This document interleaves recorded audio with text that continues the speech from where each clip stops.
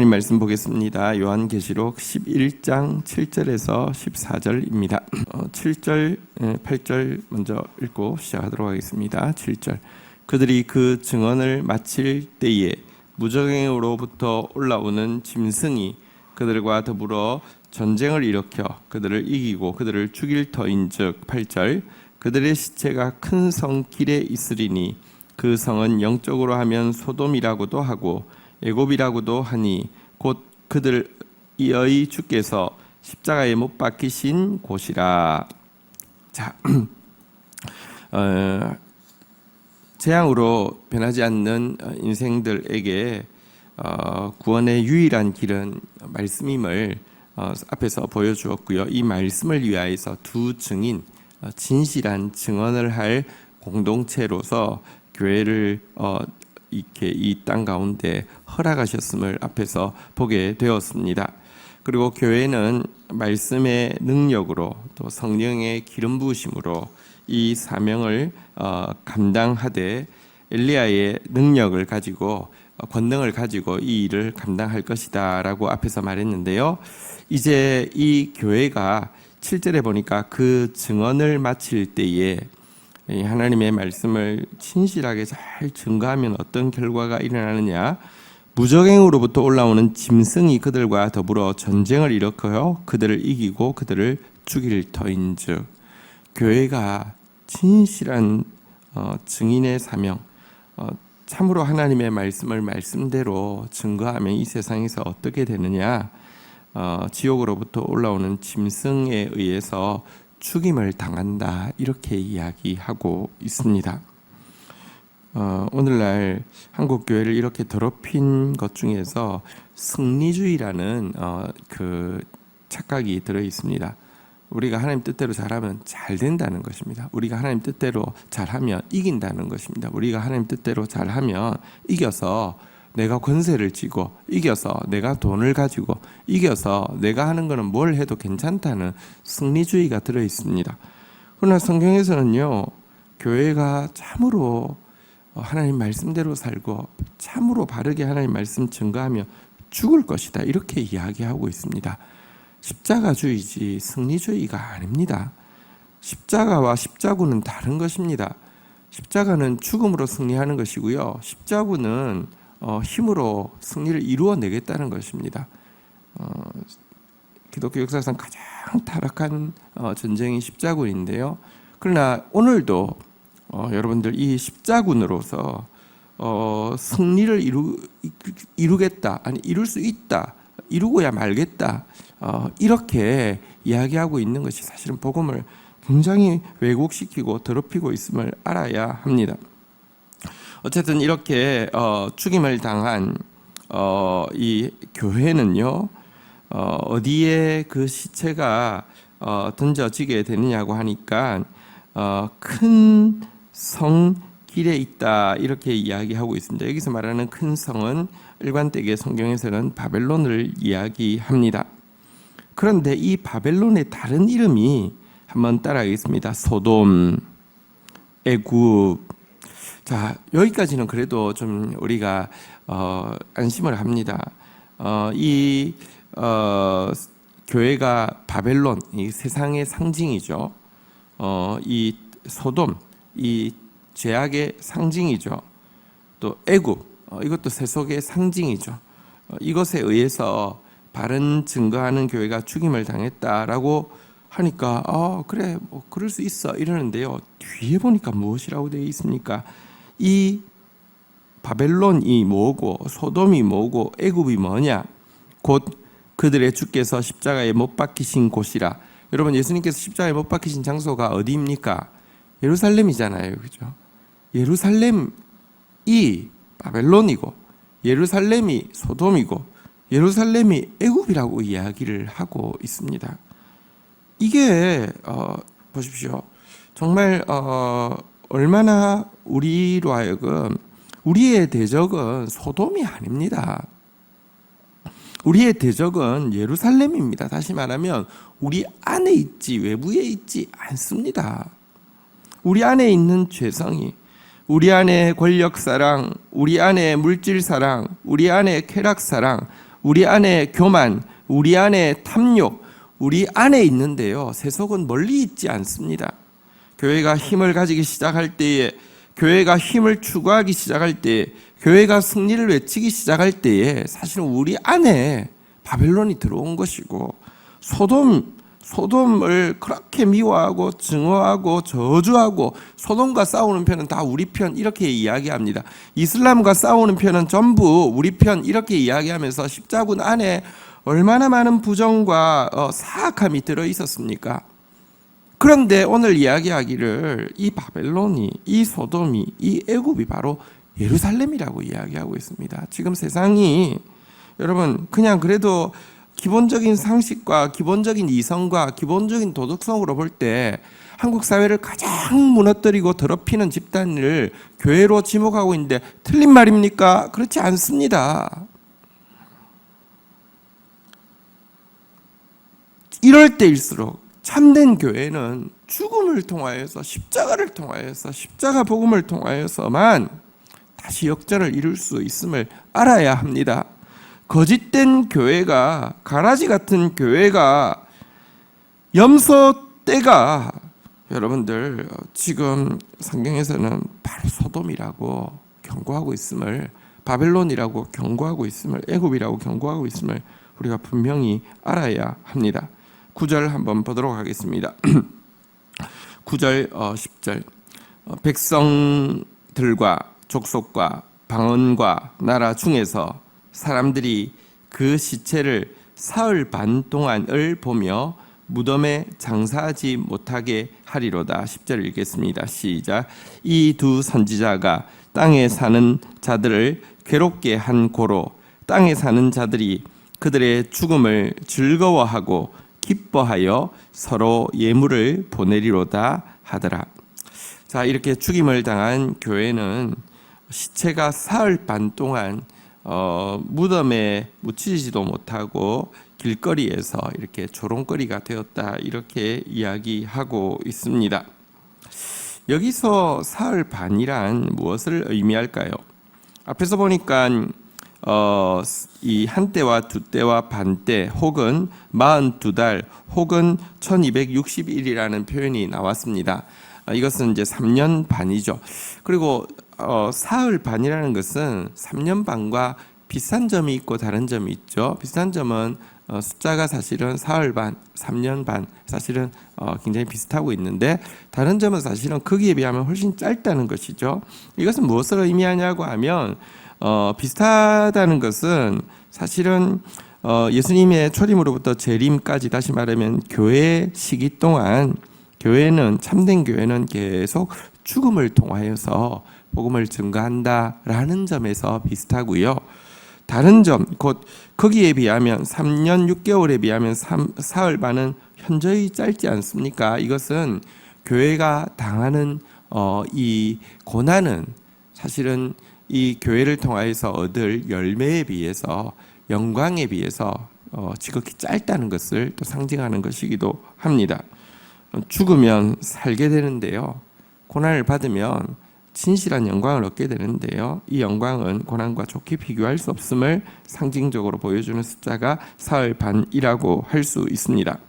그런데 왜 세상은 이 죽음에 대해서 이렇게 즐거워했을까요? 참된 교회를 박해하게 될까요? 그 이유는 땅에 사는 자들을 이 두 선지자가 괴롭게 했기 때문이다라고 10절에서 명기하고 있습니다.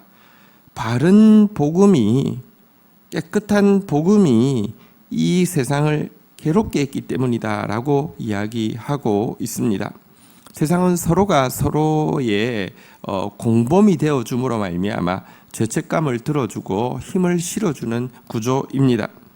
그런데 여러분, 참된 복음은 죄와 타협하지 않잖아요. 참된 복음은 죄를 죄라고 이야기하고요, 죄와 함께하지 않잖아요. 이것이 죄의 유혹에 흔들리지 않고 죄에 매수되지 않고 죄와 타협하지 않는 진실한 증인 공동체는 세상으로부터 눈에 가시와 같을 수밖에 없는 존재가 되기 때문에 세상은 그들의 죽음을, 참된 교회의 죽음을 즐거워하고 기뻐하고 서로 예물을 보낸다, 이렇게 이야기하고 있습니다. 이것과 여러분, 세상이 교회를 멸시하는 것, 세상이 교회를 비웃는 것은 전혀 다른 것입니다. 초대교회가 정말 거룩한 공동체가 될 때 세상은 그들을 두려워하면서도 그들을 존경했습니다. 그런데 맛 잃은 소금이 되면요, 빛 잃은 불이 되어지면요, 여러분, 교회는 조롱과 멸시를 당하고 짓밟히게 되는 것입니다.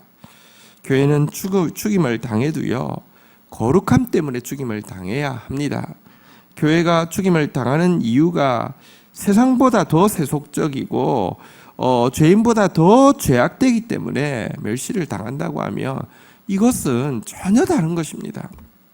어쨌든 이 거룩함으로 말미암아 이 두려움의 대상이 되어지고, 그래서 미움의 대상이 되어져서 눈에 가시 같은 존재가 되어서 죽임을 당하는 것, 이것이 참된 교회의 운명인데요. 그러나 이것으로 끝나지 않음을 성경은 분명히 이야기하고 있습니다. 자, 11절 보도록 하겠습니다. 같이 읽도록 하겠습니다. 시작. 3일 반 후에 하나님께로부터 생기가 그들 속에 들어가매 그들이 발로 일어서니 구경하는 자들이 크게 두려워하더라. 여기 보십시오. 참된 교회는 두려움의 대상이 되어야 합니다. 경외의 대상이 되어야 합니다. 말씀대로 전하고 말씀대로 죽자 하나님의 생기가 그들 속에 들어갔습니다.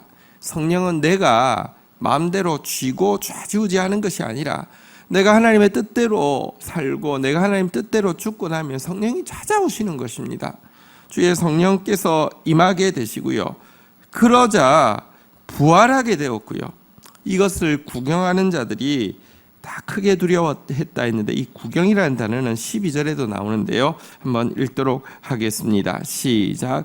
하늘로부터 큰 음성이 있어 이리로 올라오라 함을 그들이 듣고 구름을 타고 하늘로 올라가니 그들의 원수들도 구경하더라.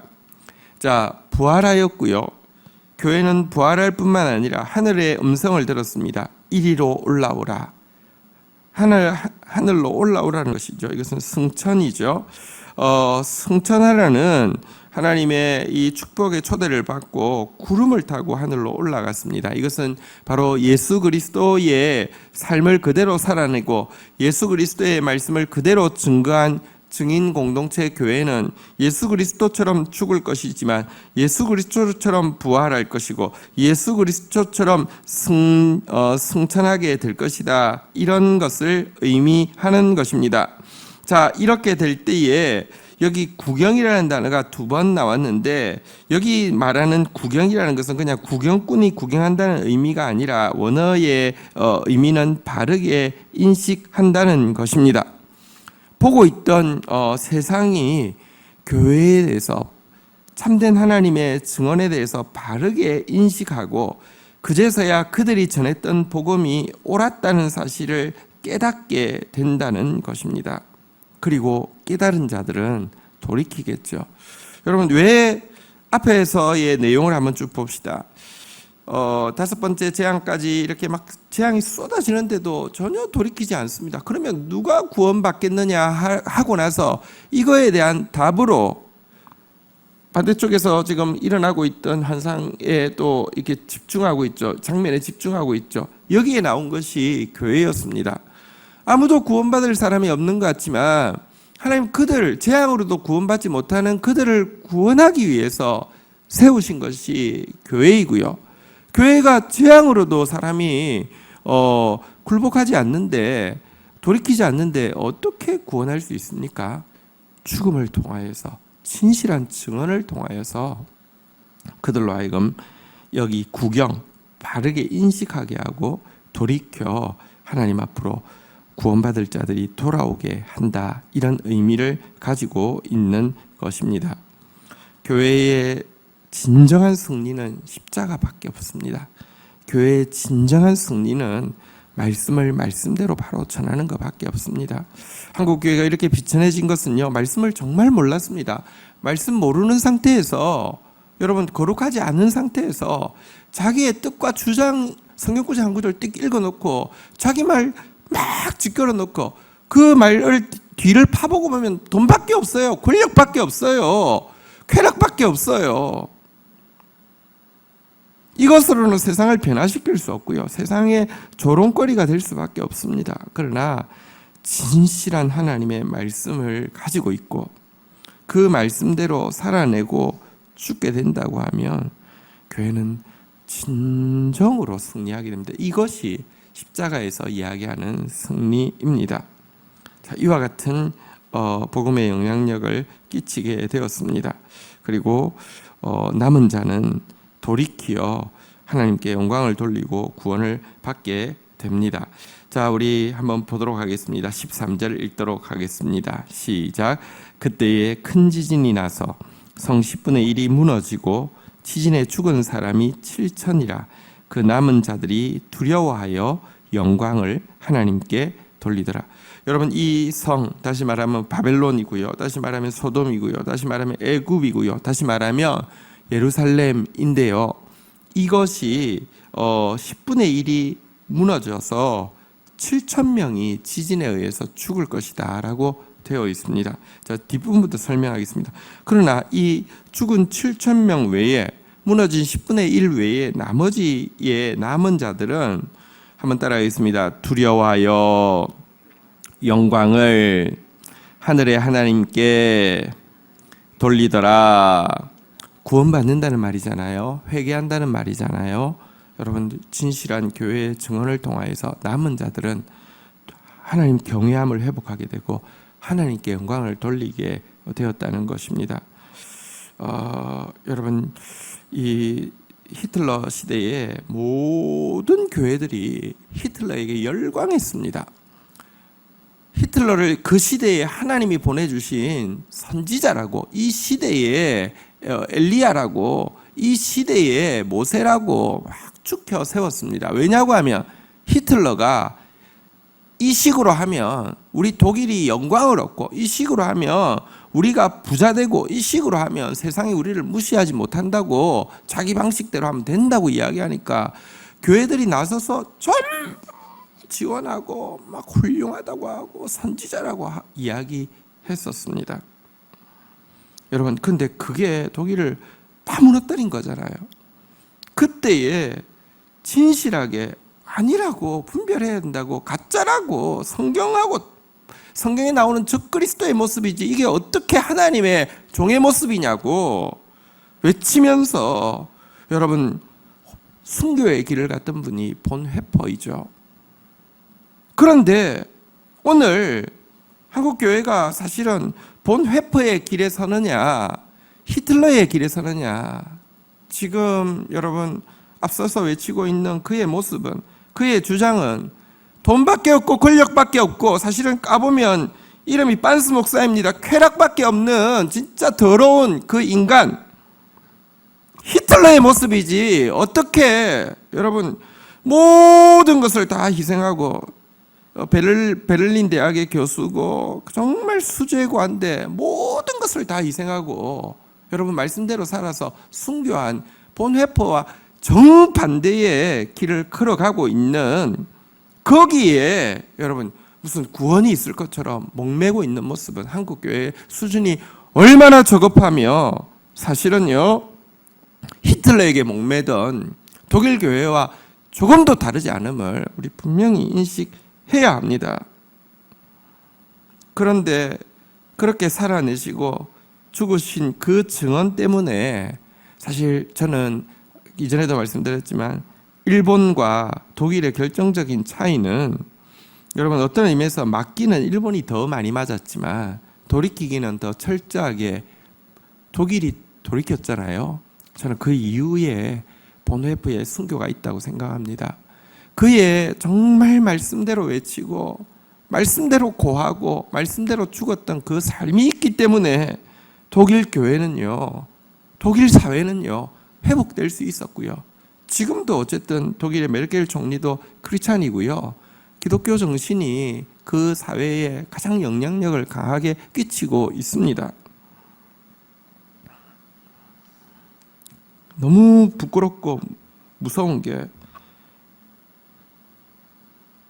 이 악한 사람이 자기가 본 회포라고 주장을 하니 미치고 환장을 할 노릇입니다. 정말 가장 모욕을 받고 있는 이름이 지금 본회포가 되었습니다.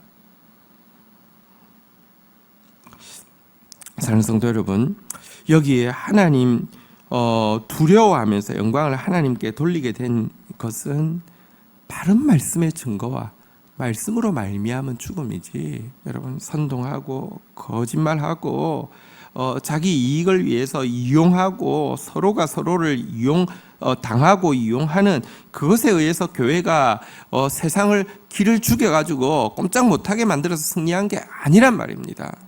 교회의 길, 십자가의 길을 분명히 찾아야 합니다. 여기 앞에 나온 표현도 사실은 굉장히 상징적입니다. 성 10분의 1이 무너진다. 그리고 죽은 자가, 이 심판받은 자가 7천이다. 이 말은 굉장히 상징적이죠. 여러분, 사실은 이스라엘의 구약에 보면 이 엘리야 시대에 나만 홀로 남았습니다 할 때 하나님 뭐라고 했습니까? 남은 의인 7천이 있다 그랬습니다. 근데 딱 반대의 표현으로 7천 명만 죽었다, 이 말은 무슨 말이냐고 하면, 바른 복음의 사역을 통하여서 사실은 의인 7천 명이 아니라 이제 죄인 7천 명만 남는다, 이런 죄인 7천 명만 심판받는다, 이런 뜻은요, 교회 가운데 구원받을 자들이 남은 구원받은 자들은 이렇게 온전히 구원받는다는 이런 의미를 가지고 있습니다. 교회의 사역이 죽음으로 아무 일도 이루어질 것 같지 않지만 죽음을 통하여서 양들은 다 구원받는다는 의미를 가지고 있는 것입니다. 교회가 나아갈 길은 이 길입니다. 복음이 희석되어지고, 아니 복음이 사라지고 복음이 조롱거리가 된 이때에도 정말 하나님의 말씀대로 믿는 사람 공동체를 통하여서 복음은 참된 영광을 얻고 구원받을 자들을 구원합니다.